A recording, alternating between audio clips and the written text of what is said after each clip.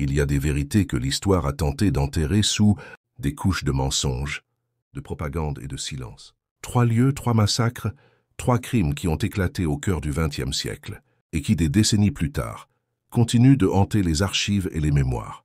Katin Dashaw Ponari. Derrière ces noms se cachent des fausses communes, des regards brisés et des décisions froidement exécutées par des hommes persuadés d'agir pour une cause plus grande qu'eux. Dans une clairière de l'Ouest russe, au printemps 1940, le sol fut retourné pour engloutir des milliers d'officiers polonais. À plus de 1500 kilomètres de là, 5 ans plus tard, des soldats américains franchissaient les grilles d'un camp nazi en Bavière. Et en quelques heures, le rôle du bourreau et celui de la victime semblaient s'inverser. Plus au nord, en Lituanie, un petit village au bord de la forêt devint le théâtre d'une mécanique implacable où des dizaines de milliers d'hommes, de femmes et d'enfants furent exécutés, méthodiquement jour après jour. Ces 3 scènes ne sont pas reliées par les mêmes auteurs ni par les mêmes idéologies, mais elles partagent un fil rouge, la brutalité sans témoin, la logique de l'effacement, et la certitude que, si personne ne survit pour raconter, le crime disparaîtra. Ce que leurs auteurs n'avaient pas prévu, c'est que quelques voix échappées du carnage porteraient leur récit jusqu'à nous. Dans les minutes qui suivent, nous allons revenir là où tout s'est joué. Nous plongerons dans les documents secrets, les ordres signés d'une encre bleue, les gestes banals qui préparaient la mort, et les rares instants où, face à l'inévitable, certains choisirent de résister. Préparez-vous. Ce voyage dans les ombres de la Seconde Guerre mondiale ne laissera aucune certitude intacte. L'histoire officielle aime les lignes claires, les bons contre les méchants, les vainqueurs contre les vaincus. Mais lorsque l'on gratte la surface, la réalité est beaucoup plus trouble. Derrière les discours patriotiques et les commémorations se cachent des pages déchirées, volontairement arrachées des manuels. Certaines ont été réécrites, d'autres laissées dans l'ombre, comme si le silence pouvait effacer la culpabilité. Aujourd'hui, nous allons rouvrir ces pages. 3 épisodes, 3 massacres, 3 visages d'une même guerre. Katin Dashaw Ponari. Autant de lieux où l'humanité a reculé jusqu'au point de non-retour. Nous verrons comment une signature, apposée sur un document, secret a scellé le destin de milliers d'hommes. Comment la vengeance, alimentée par l'horreur d'un camp de concentration, a franchi la ligne rouge. Et comment une petite clairière lituanienne a été transformée en machine à tuer, jour après jour. Avant de commencer, je vous invite à soutenir ce travail de mémoire. Abonnez-vous à la chaîne. Laissez un « j'aime » pour que l'histoire puisse atteindre plus de personnes. Et surtout, écrivez en commentaire de quelle ville ou de quel pays vous nous regardez. Chaque témoignage, chaque voix compte pour maintenir vivante la vérité historique face à l'oubli et à la manipulation. Ce que vous allez entendre n'est pas une légende, ni une version arrangée pour adoucir la réalité. Ce sont des faits, confirmés par des archives, des enquêtes et surtout par les survivants qui ont eu la force de parler. Leurs récits ne sont pas là pour nourrir la haine, mais pour rappeler jusqu'où l'homme peut aller lorsqu'il croit que personne ne le regarde. Et c'est précisément pour cela que nous devons, ensemble, regarder en face ces ombres du passé. Lorsque l'Allemagne nazie et l'Union soviétique signèrent, le 23 août 1939, le pacte germano-soviétique, plus connu sous le nom de pacte Molotov-Ribbentrop, le monde pensa avoir assisté à un simple accord de non-agression entre 2 puissances idéologiquement opposées. En réalité, un protocole secret prévoyait la partition de la Pologne et la réorganisation des sphères d'influence en Europe de l'Est. Le 1er septembre, l'armée allemande envahissait la Pologne par l'ouest. 16 jours plus tard, l'armée rouge pénétrait par l'est. En quelques semaines, l'État polonais cessait d'exister, partagé entre 2 régimes qui allaient, chacun à leur manière, s'acharner sur ses élites. Pour Moscou, les officiers, les policiers, les juges, les enseignants, les ingénieurs et les prêtres polonais représentaient un danger bien plus grand que n'importe quelle division blindée. Ce n'étaient pas seulement des prisonniers de guerre, c'étaient les piliers d'une société susceptible de se reconstruire et de résister. Dans les mois qui suivirent l'occupation, environ 22 000 Polonais furent arrêtés et répartis dans 3 principaux camps, Kozelsk, Staropolsk et Ostashko. Les listes nominales dressées par le NKVD indiquaient les grades, les professions, les affiliations politiques et même les liens familiaux, preuve que ces arrestations répondaient à un plan méticuleux d'élimination. Officiellement, les prisonniers étaient internés en attente de procédure. Officieusement, leur sort était déjà scellé. Ce plan prit une forme définitive le 5 mars 1940, lorsque Lavrenti Beria, chef de la police politique soviétique, adressa à Joseph Staline une note classée tout à fait secrète. Dans ce document, il qualifiait les détenus des ennemis incorrigibles du pouvoir soviétique et recommandait leur exécution pure et simple, sans procès, ni confrontation, ni acte d'accusation. Staline signa, entouré de membres du Politburo, chacun apposant à l'encre bleue le mot « ZA » pour. À côté de son nom, ce n'était pas seulement un ordre de mise à mort, c'était un acte politique visant à décapiter la nation polonaise. Dans les camps, les prisonniers ne savaient rien, mais certains commençaient à pressentir l'issue. Les échanges de lettres furent limités, puis interrompus. Des convois ferroviaires furent organisés, officiellement pour des transferts, vers d'autres camps. En réalité, chaque train les rapprochait de forêts reculées, comme celle de Katyn près de Smolensk, où des fosses avaient été creusées à l'avance. Ce premier acte, la capture méthodique, la classification bureaucratique et le transfert calculé, ne fut que la façade administrative d'une opération pensée pour effacer toute trace d'une génération d'élites polonaises. Les ordres étaient donnés, les hommes en uniforme attendaient, et le silence des clairières russes n'annonçait pas encore le bruit sec des coups de feu qui, bientôt, allaient sceller le destin de milliers de vies. Entre avril et mai 1940, la mécanique de mort planifiée à Moscou se mit en marche avec une précision glaciale. Les prisonniers furent extraits de leur camp par petits groupes, escortés par des agents du NKVD. Le voyage durait parfois plusieurs jours, dans des wagons fermés, jusqu'à des prisons régionales comme celle de Smolensk, ou directement vers des sites d'exécution. À Katyn, les procédures étaient rodées. Chaque détenu passait par une salle où l'on vérifiait son identité, ses papiers personnels et parfois même ses effets, soigneusement répertoriés. Puis on le conduisait dans une pièce isolée, aux murs épais, où le vacarme d'un moteur tournant en permanence masquait les bruits des détonations. Un agent, souvent muni d'un pistolet Walter PPK d'origine allemande, plaçait le canon à la base du crâne et tirait à bout portant. Le corps, encore chaud, était aussitôt traîné par une porte secondaire vers l'extérieur et empilé sur un camion. Quand la cargaison était suffisante, le véhicule se dirigeait vers l'une des fosses déjà creusées dans la forêt. Les cadavres étaient disposés tête bêche, en couches superposées, puis recouverts d'une épaisse couche de terre. Ce processus se répétait nuit après nuit, parfois avec plus de 200 exécutions en quelques heures.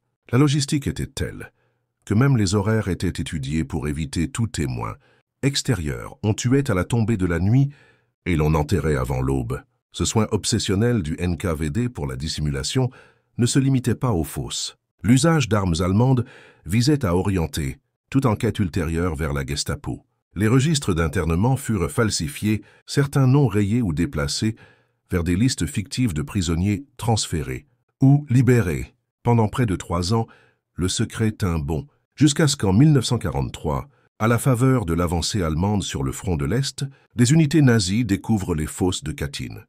Berlin exploita aussitôt la découverte comme une arme de propagande, accusant Moscou d'un crime odieux. L'Union soviétique répliqua, en rejetant la faute sur les Allemands, affirmant que les exécutions dataient de 1941, après l'invasion allemande de la région.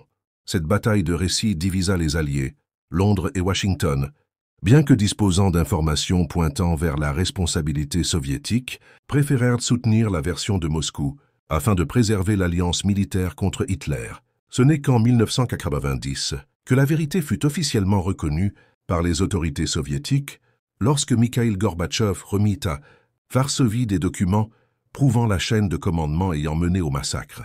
En 2002, la Cour européenne des droits de l'homme classa Katyn parmi les crimes de guerre, mais la blessure, elle, restait ouverte. Car Katyn n'était pas seulement un crime contre des hommes, c'était une tentative calculée d'effacer la mémoire d'un peuple, de priver la Pologne de ses têtes pensantes et de laisser derrière elle une plaie qui, plus de 70 ans plus tard, n'a toujours pas cicatrisé.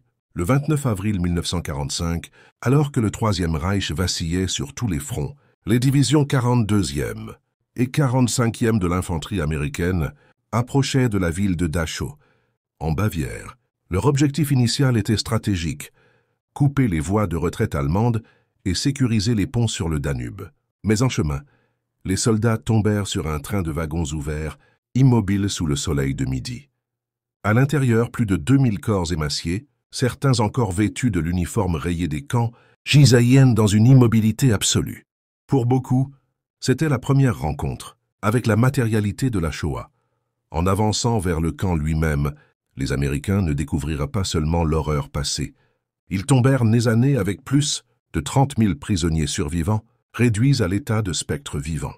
La puanteur de la mort, la vue des cadavres empilés, des fours crématoires encore tièdes et des baraquements infestés de typhus plongea les soldats dans un état de choc que les rapports militaires qualifieront plus tard de rage incontrôlable. Lorsque les premiers gardiens SS se rendirent, les mains levées, l'accueil fut glacial. Plusieurs furent abattus sur le champ, souvent sans sommation, par des soldats incapables de contenir la colère et le dégoût. Ce qui suivit brouilla la frontière entre justice et vengeance. Dans certaines zones du camp, des prisonniers libérés furent armés par des Américains et laissés seuls face à leurs anciens tortionnaires. Des exécutions improvisées eurent lieu dans les cours, près des tours de garde et même dans l'hôpital du camp, où des membres de la SS blessés furent tués à bout portant. Des témoignages évoquent un dépôt de charbon, transformé en lieu d'exécution sommaire, où une douzaine de prisonniers allemands furent abattus par un jeune mitrailleur américain de 19 ans. D'autres gardiens furent contraints de se déshabiller, de rester immobiles sous l'eau glacée, tout en maintenant le salut nazi, sous peine d'être fusillés. Les chiffres varient. Les archives officielles parlent de 30 à 50 exécutions, mais certaines estimations non officielles évoquent plus de 300 morts, voire davantage. Pendant des décennies, l'armée américaine mit ces événements sous silence, préférant se concentrer sur le récit héroïque de la libération. Ce n'est que bien plus tard, grâce aux journaux personnels de certains soldats et à des recherches indépendantes, que les zones d'ombre de Dachau furent révélées. Le dilemme moral demeure. Ces hommes, témoins de l'indicible, ont-ils franchi la ligne rouge ou ont-ils simplement répondu à l'horreur par l'horreur? Dans cette journée de printemps 1945, la victoire se mêla au chaos, et l'euphorie de la libération se trouva entachée d'un sang qui, cette fois, n'appartenait pas aux victimes, mais aux vaincus. Le massacre et la machine de mort. À une dizaine de kilomètres de Vilnius, en Lituanie, se trouve un petit village appelé Ponary. Avant la guerre, il n'avait rien de remarquable.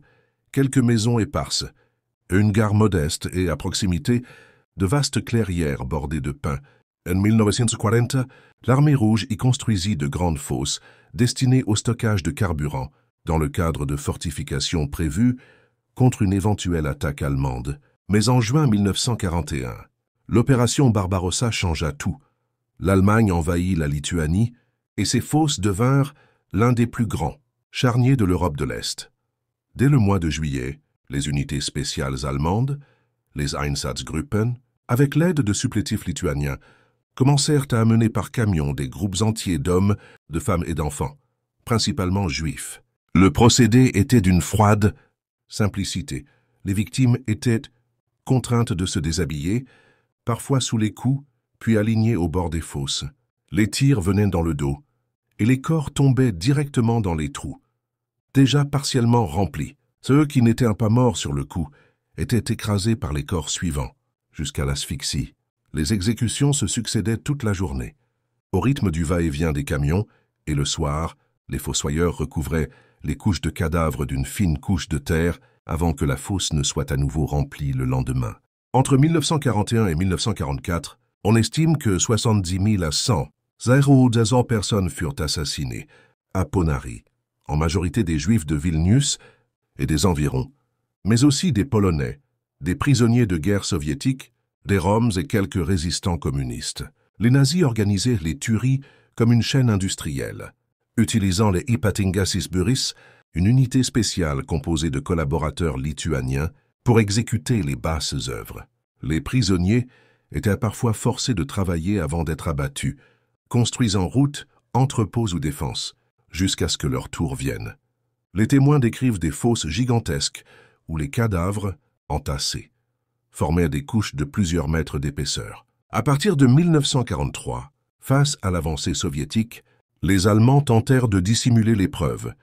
Ils formèrent un commando spécial, la Leichenkommando, chargé d'exhumer les corps, de les brûler sur des bûchers de bois et de rails de chemin de fer, puis de broyer les os restants pour les mélanger à la terre. Les membres de ce commando, tous prisonniers, savaient qu'ils seraient exécutés une fois la besogne terminée. Ponary était devenu un lieu où la mort ne se contentait pas de frapper. Elle cherchait aussi à se faire oublier. Chapitre 5. Ponary. La résistance, la fuite et l'héritage. Parmi les prisonniers affectés au sinistre Leichenkommando, certains décidèrent qu'ils ne mourraient pas sans tenter l'impossible. En avril 1944, alors que les nazis intensifiaient les crémations, pour effacer les traces du massacre, un groupe d'environ 80 hommes planifia une évasion. Leur outil principal, des cuillères et des petits morceaux de métal volés lors des travaux forcés. Pendant des semaines, à la faveur de la nuit, ils creusèrent un tunnel depuis la fosse où ils travaillaient, jusqu'à la lisière de la forêt. L'opération était d'une difficulté extrême. Le moindre bruit pouvait alerter les gardes, et le manque d'oxygène dans le boyau menaçait de les étouffer avant même d'avoir vu le jour. Le 19 avril 1944, à la tombée de la nuit, ils décidèrent de tenter leur chance. L'alerte fut donnée trop tôt. Les gardes ouvrirent le feu, mais 11 prisonniers parvinrent à disparaître dans les bois. Ceux qui survécurent rejoignirent les maquis soviétiques ou polonais, et leurs témoignages après la guerre devinrent des preuves cruciales des crimes commis à Ponary. Sans eux, une partie de la vérité se serait peut-être perdue dans le brouillard de la propagande et de la destruction des archives.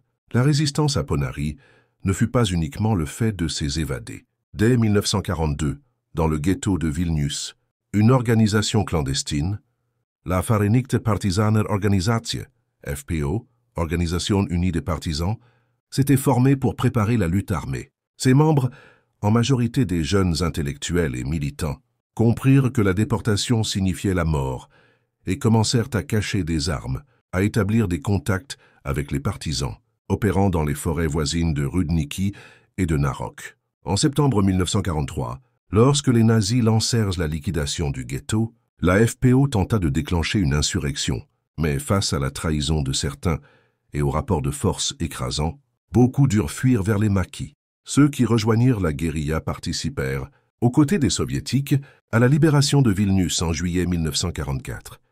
Après la guerre, Ponary devint un symbole douloureux pour les communautés juives et polonaises, un lieu de mémoire mais aussi de silence, car le régime soviétique préférait mettre l'accent sur la souffrance générale des peuples soviétiques plutôt que de reconnaître la spécificité des crimes commis contre les Juifs ou les Polonais. Ce n'est que dans les années 1990 que des monuments distincts furent érigés et que la recherche historique put documenter précisément le nombre et l'identité des victimes.